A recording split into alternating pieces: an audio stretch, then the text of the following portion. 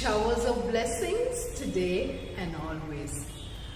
One of the most blessed beings on earth are teachers who teach children. I tell you, the contentment, the recognition, the appreciation we get from teaching little ones is tremendous.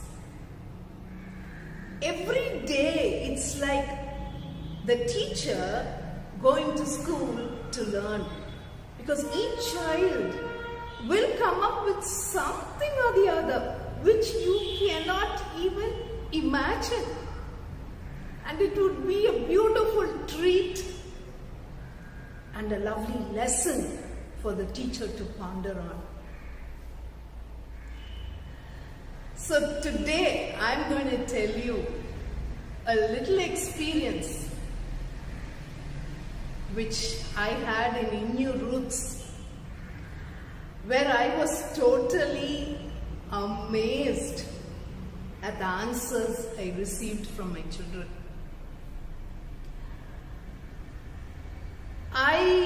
We do a lot of creative work, and we do a lot of thinking in Innu Roots, sort of to kindle kids to think creatively. So I thought, why not tell them the story of the Three Little Pigs, a famous fairy tales which we grew up listening to very, very often by our elders and teachers. So I thought, okay, why not tell them that and see what they have to say. And I tell you, I was totally clean bowled to hear the values, the lessons, the morals they got from the same fairy tale which we had read when we were young. So just to give a gist of the story, you know, fairy tales always start with once upon a time, and it always ends with, and they lived happily ever after. So, once upon a time, there was a mother pig who had 3 little pigs. And the mother realized the pigs are old enough to go and fend for themselves. So she sends the 3 of them out to go and live their life on their own. So the 3 little pigs set out very happily. And first they realized they need to build a house for each one of them. So the 3 little pigs decide on building their own homes, and they start building it. The first one builds it with straw. The second one builds it with sticks. And the third one builds it with bricks. Now, as they keep building their homes, obviously they play around and everything. And the first 2 pigs, like, they want to finish their work quickly so that they can spend more time playing. Whereas the third one spends his time in really building a solid home. And the first two pigs will be watching the third one slogging, because these two would have finished making their homes out of straw and sticks very quickly. And in fact, they used to make fun of him too, the third one. And while these were building their homes, a wolf, we were taught, a big bad wolf, caught a glimpse of these 3 little pigs, and it started plotting a plan to catch them, to eat it. So when it became night, each pig went back to their own respective home. The first one went to its straw house, the second to the sticks, and the third to the brick house. And now when they were all separated, the wolf thought, okay, this is the time for me to go and get my prey. So the wolf goes to the first one's house that is made of straw, and it knocks at the door and tells the pig to open, and the pig says, no, no, I will not open. So the bad wolf will say, if you do not open, I will have to blow your house down. And the wolf blows the house down. Since it is made out of straw, the house just gets blown away very easily. Now the pig runs for its life to the second pig's house with the bad wolf chasing it. And it goes and hides with the second pig inside the second pig's house, which is made out of sticks. Again, the wolf says, open the door. So the pigs say, never. The wolf will say, then I will have to huff and puff your house down too. And it will blow the house down with the two pigs running for their life with the wolf behind them to the third pig's house. And they just managed to get inside the third pig's house, and the door is shut. Now the three pigs are inside the brick house of the third pig. The wolf again says, open the door. So they say, no, we are not going to open. So it says, if you don't open, I will huff and puff your house down. And the wolf starts blowing the house down, and unfortunately, it is unable to do it because this house is strong and sturdy. So the wolf keeps huffing and puffing and blowing in total vain. The three pigs are seated inside. Now the third pig, the most cleverest out of the lot, starts boiling a huge pail of water just under the chimney of its home. The other two pigs will wonder, why is he doing this? After the wolf has realized that it's impossible to blow the house down, it takes the route up the chimney. And it looks in without thinking. It falls straight into the pail of hot water. The three pigs pick up the pail of hot water with the wolf, and they slosh it outside the house and close the door, and they live happily ever after. Now the moral of the story, what they used to tell us, the moral of the story is, you should learn to work when you need to work, like make hay when the sun shines. So when you need to work, you do need to work like how the third pig worked. You cannot be lazy, you cannot be playful, you cannot frivolously while away your time. So this was the only moral which we were taught. And so I narrated this fairy tale again to my children in Innu Roots last week. And I asked them what they learnt from this story. And you know what? The first answer I received, we were always taught the wolf was bad in wanting to eat the pigs. But the first child told me the wolf was hungry and it was running for its food. You can't say it is bad.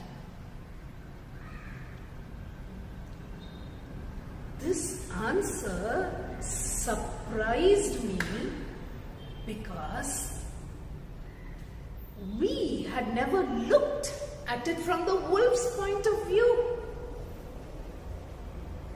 I was happy when a child is faced with a situation. He is able to see both the sides of the coin. Our children are amazingly clever and intelligent. Now see how this intelligence goes right up to wisdom. Then the second child told me, when you plan for something, you should always look at the consequence. You should always learn to look ahead and do your planning properly. If the first two pigs had planned properly with the future ahead, with the consequences they had to face, they would have definitely built a house as strong as the third pig. I tell you, these children are just 8 to 10 years of age. And we talk about children who don't know how to plan. Well, I tell you, they are far ahead of us. Then we had the third child who told us, "Ma'am, I learned that when you are going after something, if your strategy fails twice, you should learn to change your strategy." Excellent. Because she said the first 2 times, the wolf was able to blow the house down, but was not able to catch the pig. So she said he should have thought of something else, something different. So what is the child telling us? When you are pursuing your goal and when you meet with disappointments, do not give up.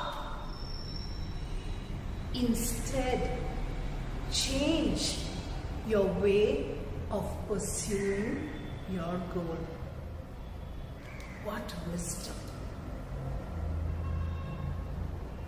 Then we had the fourth child who said, you should learn to look before you leap. So, when you are running for a goal, this lesson is something which we used to learn in the adult batch for ladies. We used to learn this very, very short lesson. That is, when you are pursuing something, don't just blindly fall into obvious pits. And the only way to avoid such pitfalls is by being aware. Very neatly this child said, look before you leap. The wolf should have been careful and should have looked and paused to think before it found itself in a hot pail of water.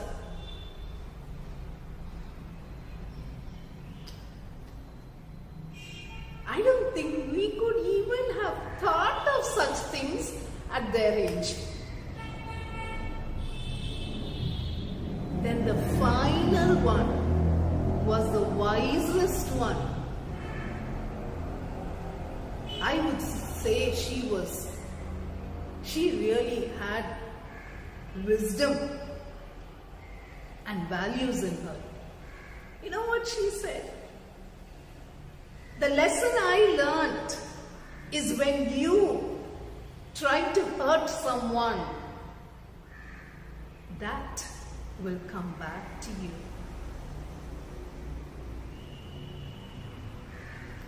I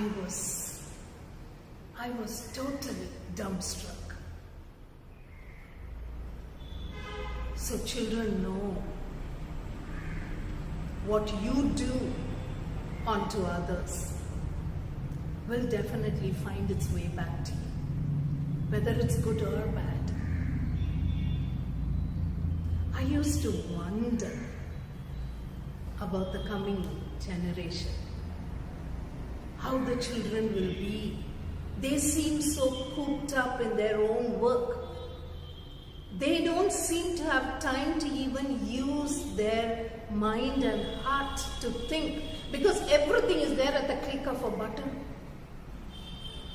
But this idea totally changed after I heard each one tell me the lesson they had learnt by listening to the simple fairy tale of the Three Little Pigs.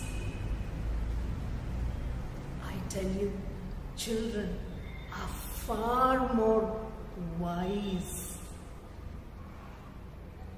who just need to be taught to use their intelligence and creativity with more wisdom and awareness for us to have an amazing world.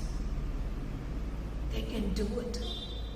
They have that potentiality, they have that capacity, they have that blessing to create an amazing world. It's just that children need a little bit of guidance from us to take it and place it on the right path. I'm sure we as parents, teachers, and elders can definitely do that. We have a huge generation of wise young ones. Let's welcome them and embrace their wisdom.